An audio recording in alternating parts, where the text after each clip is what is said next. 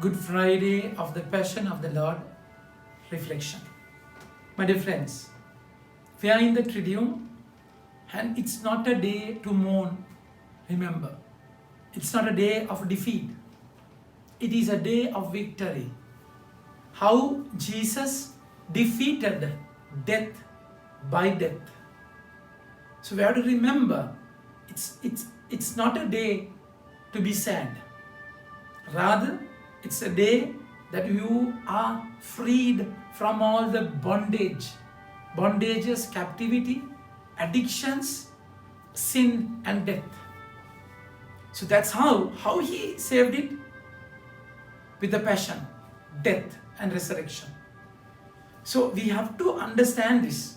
So in Egypt, when the Israelites were captivated by Pharaoh, and how the Paschal lamb was killed.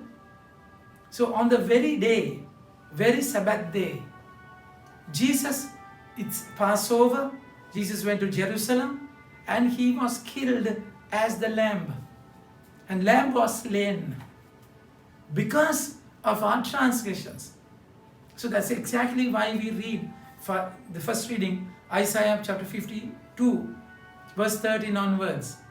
Surely he has borne our griefs and cried our sorrows, yet we esteemed him stricken, smitten by God and afflicted.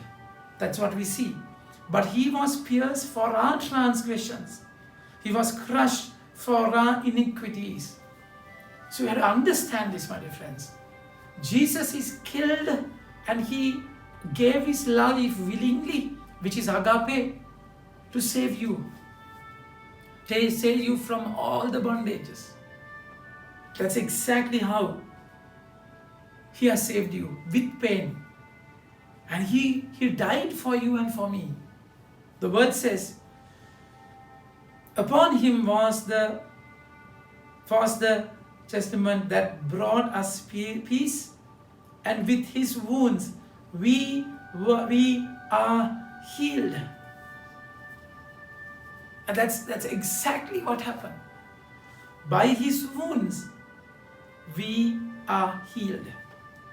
So for that, like sheep have gone astray, we have turned everyone to his own way, and the Lord has laid on him the iniquity of us all. He was oppressed and he was afflicted, yet he opened not his mouth. Like a lamb that is led to the slaughter, and like a sheep that before its shearers is silent, so he opened not his mouth. So it's all deliberate, isn't it? It's all deliberately given. He gave his life for you. And it is a gospel truth. Everything was written. And we find, my dear friends, so in his struggle, so he said when he was before Pharaoh, before Pilate, you said that I am a king. For this purpose I was born. For this purpose I have come into the world, to bear witness to the truth. Because Satan is the father of lies. And he came to witness for the truth. Everyone who is of the truth listens to my voice. And he was firm and stern, isn't it? Before Pilate. And Pilate is asking what is truth. I mean, he's going to judge without knowing the truth. And he said, will you not speak to me? You will not speak to me? Do you not know that I have authority to release you, or to authority to crucify you? When Pilate said that, Jesus answered him, you would have no authority over me at all, unless it had been given you from above. Therefore, he who delivered me over to you has a greater sin. What authority, my dear friends. Before pain, before suffering, before death, how he responded. It's amazing. And it's for you. It's for you. You have to understand this.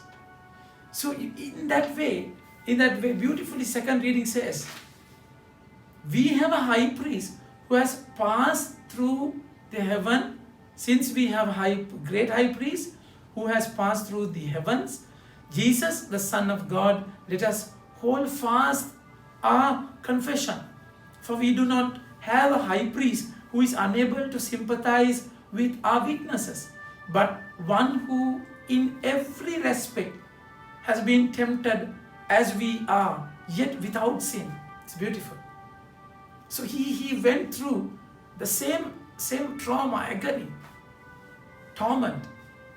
It does not mean that pain is less. No, he had to go through. But then the way he went through the pain, and he was not simply going through, rather he was growing through.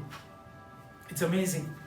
And then he says, let us then with confidence draw near to the throne of grace, that we may receive mercy and find grace to help in times of need. My dear friends, don't ever over spiritualize and say that he's God and he did not suffer. No, he's 100% man. He never used divine powers to overcome pain. He could have done that, but then he opted to suffer. He willingly suffered, willingly gave his life with a purpose. And that's exactly, although he was son, he learned obedience through what he suffered.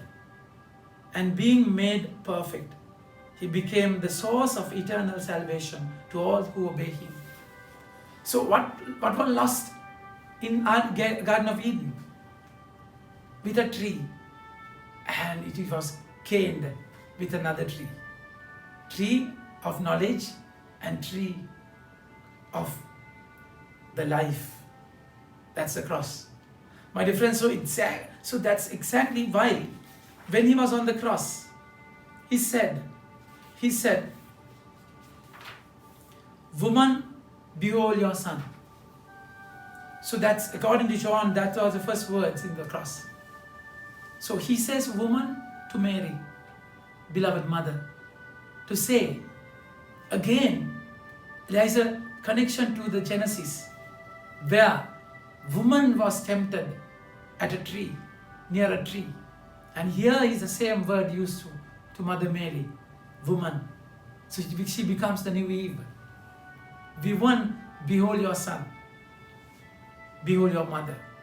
So Jesus is in a way saying, mother who entered Capernaum after the first miracle is now, she's there at the foot of the cross.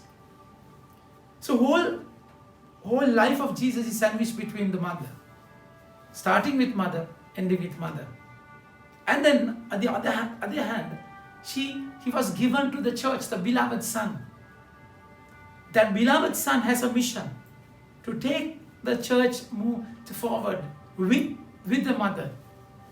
That's why exactly that name is not given, with a purpose. Woman, behold your mother.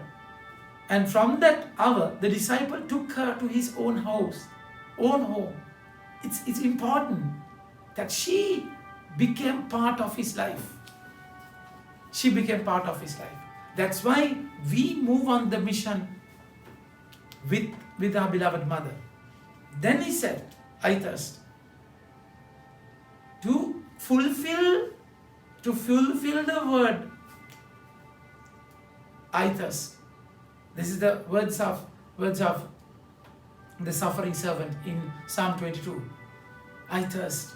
Of course, physically, practically, Jesus didn't have anything throughout the day, even after Last Supper. Nothing was given. It was painful.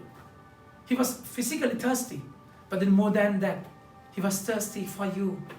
He was thirsty to accomplish the will of the Father. And then after that, he said, it is finished. What is finished? Personally, he looked at you. And the day you were born, and the day you are going to die, all the sins, all the terrible mistakes that you have made. Jesus has ransomed them all. And He says, it is finished. It's up to you to enjoy that freedom and redemption. Amen. May God bless you.